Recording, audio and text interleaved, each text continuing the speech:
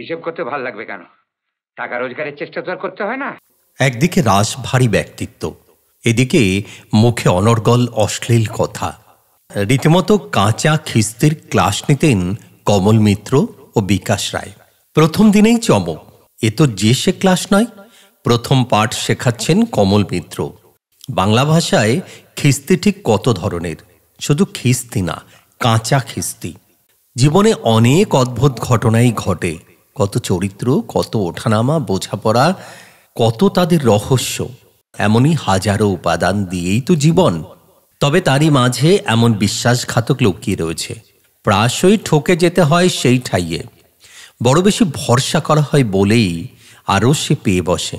ভাবছেন কি, আমাদের দুটি চোখ, ঘটনা হোক, চরিত্র হোক, এক নজর দেখে নিয়েই সে মেপে ফেলতে চায়। আর তাতেই যত ভুল বোঝাবুঝির সূত্রপাত। পরে মনের সংস্পর্শে সেই চরিত্র এলে মন বলে, কই, এমনটা তো নয়। ব্যাস, চোখে আর মনে নারদ নারদ। এর মাঝখানে ভম্বল হয়ে বসে থাকা ছাড়া আর কোনো উপায় নেই। বাংলা ছবির কথাটাই ধরুন না, বাইরে তার কত জৌলুস, বড় বড় তারকা, বিলাসী জীবনযাপন, বিভিন্ন লোকেশনের শুটিং, পাঁচতারা হোটেলে মচ্ছব, চোখ ধাঁধিয়ে যায়। কিন্তু এর অন্তরালে দৃষ্টি যায় না।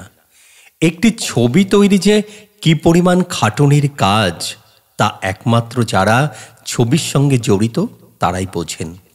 তবে দিন শেষে পাওনার মাপটা বড় লোভনীয়, তাই সারাদিনের ক্লান্তি অতটা গায়ে লাগে না। আর্টের তৃপ্তি, সৃষ্টির উত্তেজনা, লক্ষ লক্ষ মানুষের ভালোবাসা, শিল্পীর কাছে এই তো সব। কমল মিত্র, মনে পড়ছে বাংলা চলচ্চিত্রের স্বর্ণযুগের এক প্রতিভাধর শিল্পী কমল মিত্র। এমনই এক চরিত্র, রাজভারী জমিদার, অত্যাচারী, মেজাজি অথবা গম্ভীর পিতার চরিত্র, কখনো খলনায়ক, এই রূপেই মোটামুটি আমরা তাকে চিনি। কষ্টদার আমি কি করবো? আমি তো ওদের জোর করে ধরে রাখিনি। ওদের বোঝায় থাকবে না, বোঝায় চলে যাবে। কিন্তু তার যে পাড়ার দাদা গোছের আর একটি মূর্তি ছিল, তার খবর রাখে কজন? আজ আলোচনা করব সে কথাই। কানন দেবী যখন নিউ থিয়েটার্সে কাজ করতেন, সে সময় থেকেই নিজের একটা প্রযোজনা সংস্থা খোলার ইচ্ছা ছিল তার। শেষ অবধি সে রূপ পেল শ্রীমতী পিকচার্সে। নিউ থিয়েটার্সের পিএন রায় কানন দেবীকে ডাকতেন শ্রীমতী নামে, আর তার থেকে নিজস্ব প্রযোজনা সংস্থার নাম রাখলেন শ্রীমতী পিকচার্স। স্বামী ভট্টাচার্য সাহেব পরিচালক। যে সময়ের কথা, তখন শ্রীমতী পিকচার্স সবে নববিধানে কাজ শুরু করেছে। কমল মিত্র এলেন সেই ছবিতে কাজ করতে। লম্বা দোহারা চেহারা, ভারী গলা, যেন গম গম করছে, স্পষ্টবাদী, মুখের উপর যাতা বলে দিতে পারতেন।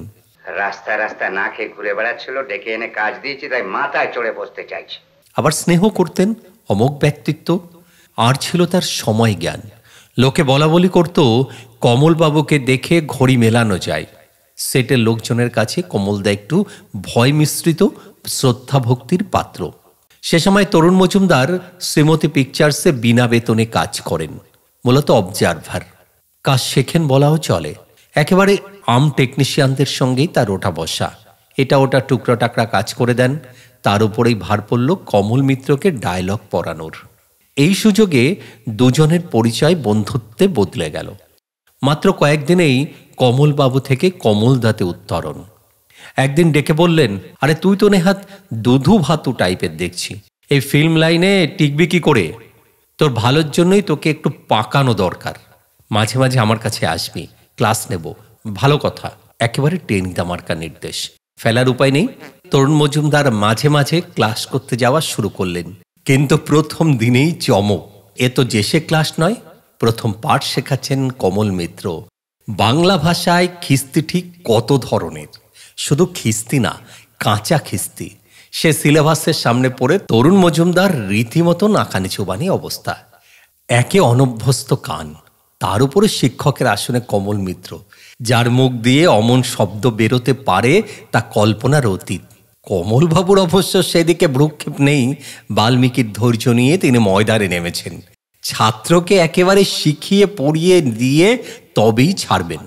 এদিকে তরুণ মজুমদারের প্রাণ প্রায় ওষ্ঠাগত।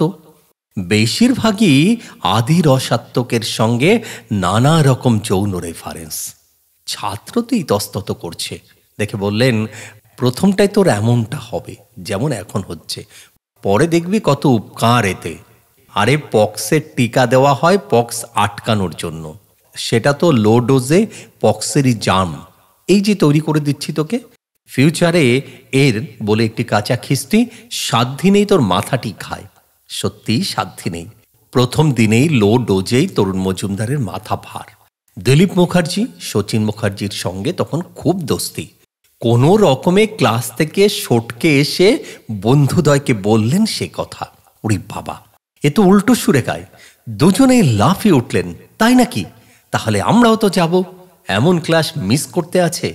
এড়িয়ে যাবেন ভেবেছিলেন, কিন্তু বন্ধু বান্ধবের উৎসাহের চোটে তরুণ মজুমদারের পক্ষে নিয়মিত ক্লাস করা ছাড়া আর উপায় থাকল না। এদিকে এমন মনোযোগী ছাত্র পেয়ে কমল মিত্রের সে কি উৎসাহ! পেট চাপড়ে বলেছিলেন, শোন, অশ্লীল কথা বলার কত উপকার জানিস?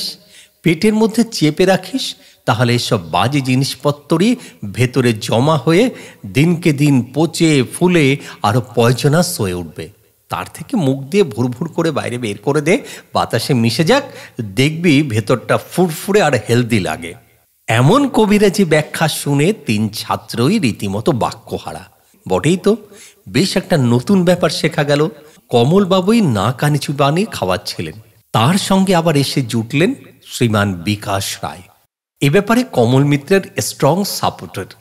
বয়সে তরুণদ্বয়ের প্রায় দ্বিগুণ, গরুবাক্যের চাপে ছাত্রদের খাবি খাওয়ার অবস্থা, অথচ এই লোক দুটি তার 5 জনের সামনে আদ্যপান্ত গভীর মেজাজি লোক। সকলের মাঝখানে দেখিয়ে ভুল করেও কেউ এই চেহারার কথা ভাবতেই পারবেন না। তবে খিস্তির ক্লাসে পাঠদান ছিল সম্পূর্ণ নৈর্ব্যক্তিক, সঙ্গে ঋষিসুলভ নিরাসক্তি। কুবাক্য মনে হওয়ার জয়ী নেই, বরং 3 জনের মনে হতো মহাপুরুষের মুখনিসৃত পবিত্র বাণী তাদের কানে সুধা ঢেলে দিচ্ছে, চারিদিকে ধূপের ধোয়ার মতো নির্মল করে তুলছে। টোল বেশ ভালোই চলছিল, কিন্তু কপাল মন্দ। নববিধানের শুটিং একদিন শেষ হলো, কমল মিত্রর সেটে আসার প্রয়োজন ফুরালো। পণ্ডিতের অভাবে টোল ছত্রাখান। হতভাগ্য 3 ছাত্রের প্রাইমারি সেকেন্ডারি পাঠ শেষ হয়েছিল বটে, কিন্তু গ্রাজুয়েশনের স্বপ্ন অধরাই রয়ে গেল। বাংলা খিস্তির ডিগ্রিটা তাদের কপালে আর জুটল না। প্রতি সেটেই এমন কিছু না কিছু গল্প থাকেই। আর যেহেতু তরুণ মজুমদার মাটি থেকে শুরু করেছিলেন, তার জীবনের নানা ঘটনায় সেই সমস্ত মেঠো সুর জীবনের আনাজ কানাজ ঘিরে। আর সেই ছাত্ররা বেঁচে নেই কেউ, বেঁচে নেই শিক্ষকেরাও, তবু গল্প রয়ে যায়। গল্পের সেতু বেয়ে অতীতের চরিত্ররা পাশে এসে বসে, হাতে হাত রাখে। হাসি কান্নার আরো ডজন ডজন গল্পের সৃষ্টি হয়। যেদিন গল্প থেমে যাবে, জীবন বলেই আর কিছুই অবশিষ্ট থাকবে না। বন্ধু, আজকের ভিডিও এ পর্যন্তই।